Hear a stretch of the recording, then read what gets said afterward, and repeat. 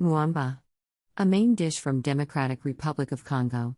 Serves 2. You will need 6 ingredients.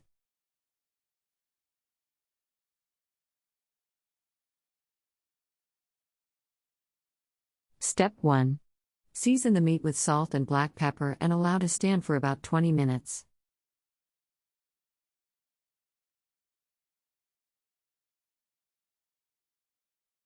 Step 2. Add a little oil to a large pan and fry the meat with the onions until well browned.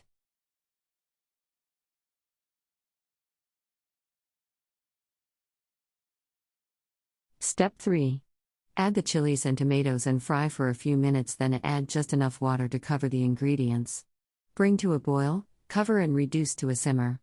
Cook for about 50 minutes, or until the meat is very tender. Step 4. Serve on a bed of rice. Mwamba is usually accompanied by fried plantains.